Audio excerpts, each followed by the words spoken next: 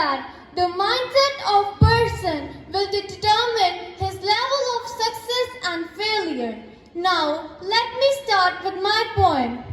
If you think you will lose, you have lost. If you think you are beaten, you are. If you think you dare not, you don't. If you should like to win, but you think you can't, it's almost a certain you won't. If you think you will lose, you have lost. For out in this world we find success begins with the person's will. It's all in the state of mind. If you think you are overclassed, you are. You have got to think high to rise. You have got to be sure of yourself before you can ever win the prize. Life's battle don't always goes to the strongest or faster man, but sooner or later, the one who wins is the one who thinks he can. Thank you. The Heart of the Tree by Henry Cuyler Bunner. In this poem, the poet emphasizes the point that planting trees is in fact a beautiful thing.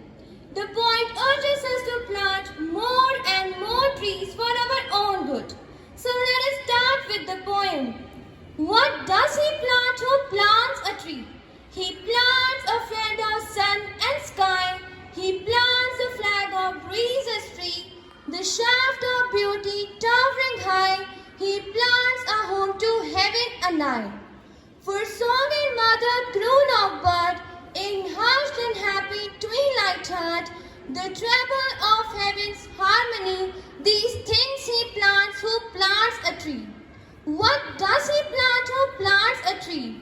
He plants cool shade and tender rain, and seed and bud of days to be, and years that fade and flush again. He plants the glory of the plain. He plants the forest heritage, the harvest of our coming age, the joy that unborn eyes shall see. These things he plants who plants a tree. Thank you. Standing by Woods on a Snowy Evening by Robert Frost. My poem is about the journey of a man through a woody area covered up with snow. This poem was Pandit Jawaharlal Nehru's favorite poem, and the last lines of this poem, miles to go before I sleep, was written on his notepad at the time of his death. So let's start with the poem. Whose woods these are? I think I know. His house is in the village though. He will not see me stopping here to watch his woods fill up with snow. My little horse must think it queer to stop without a farmhouse near. Between woods and frozen lake, the darkest evening of the year. He gives his harness bells a shake to ask if there is some mistake. The only other sounds the sweep of easy wind and downy flake. Woods are lovely, dark and deep, but still I have promises to keep, and miles to go before I sleep, and miles to go before I sleep. Thank you, everyone.